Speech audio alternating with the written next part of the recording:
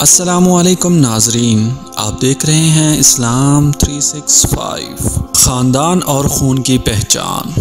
سلطان محمود غزنوی کا دربار لگا ہوا تھا۔ دربار میں ہزاروں افراد شریک تھے، جن میں اولیاء، کتب اور ابدال بھی تھے۔ سلطان محمود نے سب کو مخاطب کر کے کہا، کوئی شخص مجھے حضرت خضر علیہ السلام کی زیارت کرا سکتا ہے؟ سب خاموش رہے۔ دربار میں بیٹھا ایک غریب دیہاتی کھڑا ہوا اور کہا، میں زیارت کروا سکتا ہوں۔ سلطان نے شرائط پوچھی۔ 6 ماہ دریا کے کنارے چلا کاٹنا ہوگا، لیکن میں ایک غریب آدمی ہوں، میرے گھر کا خرچہ آپ کو اٹھانا ہوگا۔ سلطان محمود نے شرط منظور کر لی۔ اس شخص کو چلا کے لیے بھیج دیا گیا اور گھر کا خرچہ بادشاہ کے ذمہ ہو گیا۔ 6 ماہ گزرنے کے بعد سلطان نے اس شخص کو دربار میں حاضر کیا اور پوچھا تو دیہاتی کہنے لگا، حضور کچھ وظائف الٹے ہو گئے ہیں، لہٰذا 6 ماہ مزید لگیں گے۔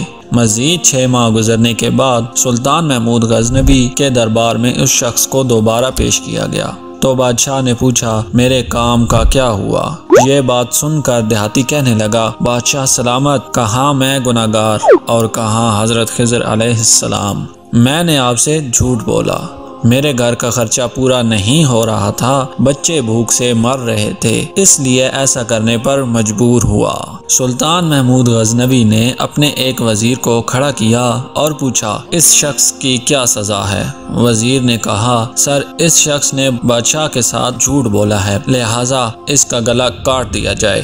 دربار میں ایک نورانی چہرے والے بزرگ بھی تشریف فرما تھے، کہنے لگے، بادشاہ سلامت، اس وزیر نے بالکل ٹھیک کہا۔ بادشاہ نے دوسرے وزیر سے پوچھا، آپ بتاؤ۔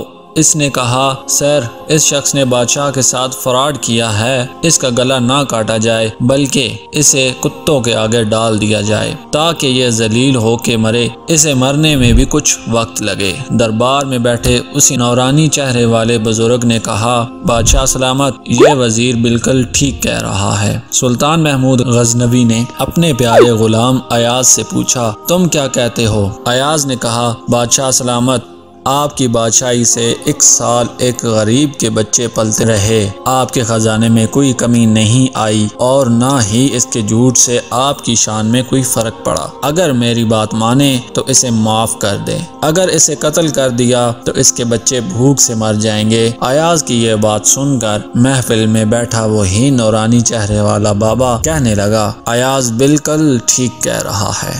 سلطان محمود غزنوی نے اس بابا جی کو بلایا اور پوچھا، آپ نے ہر وزیر کے فیصلے کو درست کہا، اس کی وجہ مجھے سمجھائی جائے۔ بابا جی کہنے لگے، بادشاہ سلامت، پہلے نمبر پر جس وزیر نے کہا کہ اس کا گلا کاٹا جائے وہ قوم کا کسائی ہے اور کسائی کا کام ہے گلے کاٹنا۔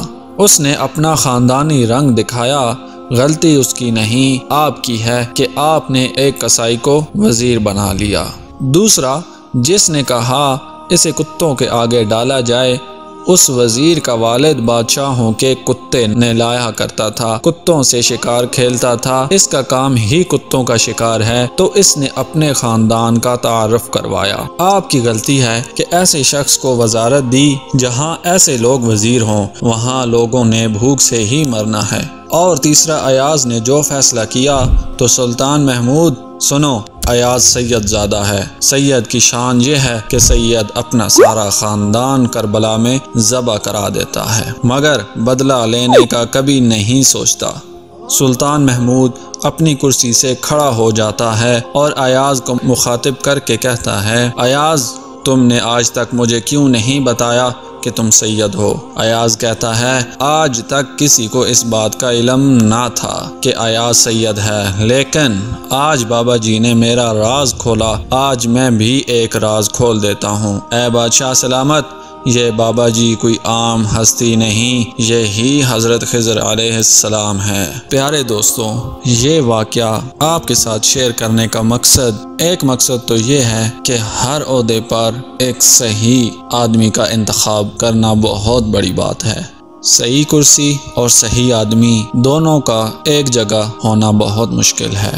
دوسرا کہ ہم لوگ ہر کسی کو اپنے سے کم تر سمجھتے ہیں، خدا را کسی کو بھی اپنے سے کم تر نہ سمجھو۔ آپ کو کیا خبر کہ اس کے اور اللہ کے درمیان کیا چل رہا ہے؟ کیا پتہ کہ جس کو آپ حقیر سا سمجھتے ہوں وہ آپ سے 1000 گنا زیادہ ہستی میں بلند ہو اور اللہ کو آپ سے بہت زیادہ محبوب ہو۔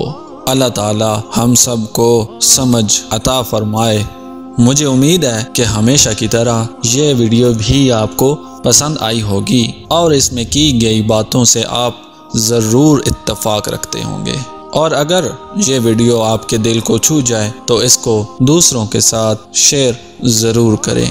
کیا پتہ کون سی بات کس کے دل کو لگ جائے اور اس کی زندگی بدل جائے، اس کی سوچ بدل جائے۔ اللہ تعالی ہم سب کو عمل کرنے کی توفیق عطا فرمائے۔ آمین ثم آمین۔